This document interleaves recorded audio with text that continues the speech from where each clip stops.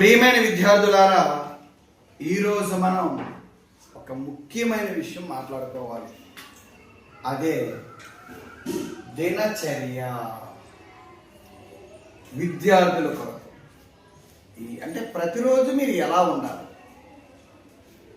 ఏం చేయాలి, ఏం చేస్తే మీరు జీవితంలో ఉన్నతంగా ఎదుగుతారు, మంచి విషయాలు ఎలా నేర్చుకోవాలి అనే విషయం ఇక్కడ మనం మాట్లాడుకోవాల్సి ఉందన్నమాట. అంటే ప్రతి మనిషి కూడా వేకువజాము నిద్రలేచి, మనిషే కాదు ప్రతి జీవి కూడా ఉదయాన్నే నిద్రలేచి చీకటి పడిన తర్వాత విశ్రాంతి తీసుకోవడం జరుగుతుంది. మరలా ఉదయం నిద్రలేచి చీకటి పడిన తర్వాత నిద్రపోవడం, ఇది ప్రతి జీవికి కూడా ఒక దినచర్య. మరి విద్యార్థులకి దినచర్య ఏంటి? విద్యార్థులు ముఖ్యంగా ప్రతిరోజు కూడా ఉదయం అందరిలాగే వేకువజామునే నిద్రలేవాలి. వేకువజామున అంటే ముఖ్యంగా విద్యార్థులు ఉదయం 6 గంటల లోపు నిద్రలేవాలి. సూర్యోదయానికి ముందే, మర్చిపోకండి విషయం, సూర్యోదయానికి ముందే నిద్రలేవాలి. సూర్యకిరణాలని మనం ఆస్వాదించాలి, చాలా మంచిది అన్నమాట. నిద్ర లేచిన వెంటనే ఒక 2 గ్లాసులు గోరువెచ్చని నీళ్ళు తాగాలి, బ్రష్ చేయకుండా. చాలా మంది బ్రష్ చేస్తే దాని ఉపయోగం ఉండదు. ఎందుకంటే మనం రాత్రి పడుకుని పోయే ముందు బ్రష్ చేసుకొని కొంతమంది పడుకుంటే మంచిది, లేదనికంటే నీరు పుక్కలించుకొని పడుకుంటే మంచిది.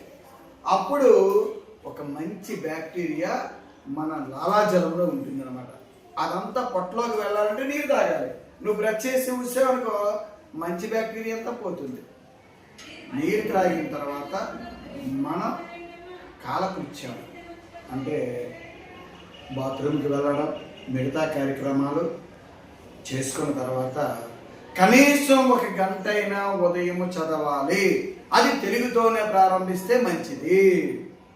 ప్రతిరోజు 1 గంట అయినా మీరు చదివి తర్వాత స్కూల్కి రావడం, స్కూల్లో చక్కగా పాఠాలు వినడం, తెలియని విషయాలు ఉపాధ్యాయుల ద్వారా నేర్చుకోవడం, క్రమశిక్షణ కలిగి ఉండడం, మంచి విషయాలు నేర్చుకోవడం, సద్భక్తి కలిగి ఉండడం, స్నేహపూర్వకంగా ఉండడం, గురువుల పట్ల గౌరవంగా ఉండడం, వెళ్ళేటప్పుడు కూడా ఎడం వైపు నడిచి వెళ్ళడం, పెద్దలు ఉంటే కనబడితే వారిని గౌరవించడం, ఇలాగా అనేక విషయాలను మీరు ప్రతిరోజు నేర్చుకోవాలి.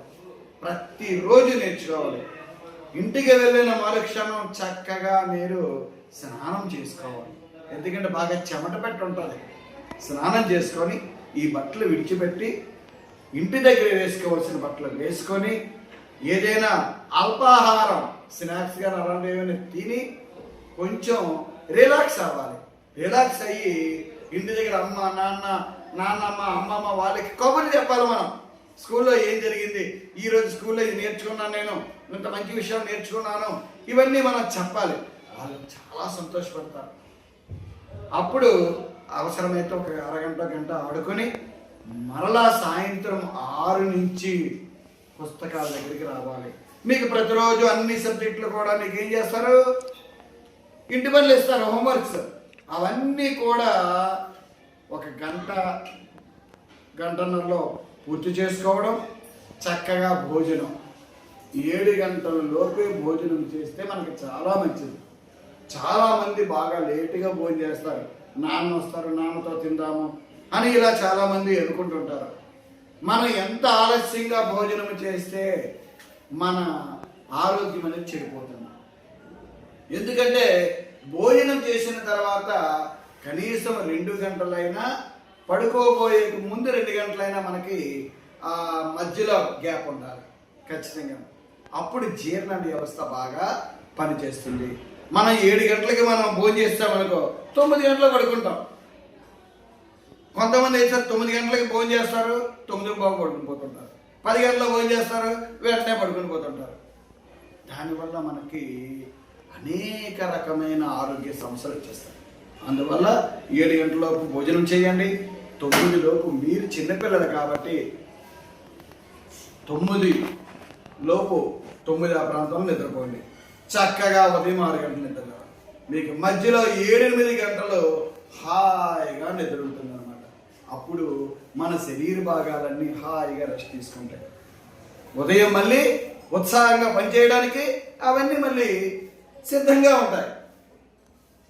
అంటే సాయంత్రము హోంవర్క్ చేసుకోవాలి, ఉదయం చదవాలి, పాఠశాలలో చదవాలి, రాయాలి. ఏ విధమైన పాఠ్యాంశాల్లో అనుమానాలు ఉంటే వెంటనే నివృత్తి చేసుకోవాలి. డౌట్స్ ఉంటాయి కదా, వెంటనే అమ్మో టీచర్ కొడతారేమో అనుకోకూడదు. వెంటనే మేడం ఇది నాకు సరిగా అర్థం కావట్లేదు, సార్ ఇది నాకు సరిగా అర్థం, గురువు గారు ఇది నాకు సరిగా అర్థం కావట్లేదు, చెప్పండి అని అడిగి తెలుసుకోవాలి. అప్పుడే మీరు చాలా చక్కగా ఉన్నతంగా ఎదుగుతారు, వేరొకరికి ఆదర్శంగా ఉంటారు. మా అమ్మాయి చోట ఎంత చక్కగా చదువుతుందో, అబ్బాయి చోట ఎంత చక్కగా చదువుతున్నారో అని అనిపించుకునే విధంగా ఉండాలి. వాడు చాలా అల్లర్రా, అయ్యి బాబో ఇంత పింక్ అని ఎక్కడ చూడలేదు, ఇంకా పింక్ అమ్మాయిని ఎక్కడ చూడలేదు అనిపించుకోకూడదు. మనం మీరందరూ కూడా తెలుగు గురువు విద్యార్థులుగా, మంచి విద్యార్థులుగా ఉండాలని ఈ సందర్భంగా కోరుకుంటూ, మీరు ఖచ్చితంగా ప్రతిరోజు కూడా నేను చెప్పే విధంగా చేస్తే మీరు ఎదిగిన కొలిది మంచి మంచి విషయాలు నేర్చుకుంటారు. చక్కగా మీ జీవితం ఉన్నతంగా తయారవుతుంది. మరి తర్వాత మనం కొన్ని విషయాలు వేసవి సెలవుల్లో ఎలా ఉండాలో మరొక్కసారి మనం నేర్చుకుందాం.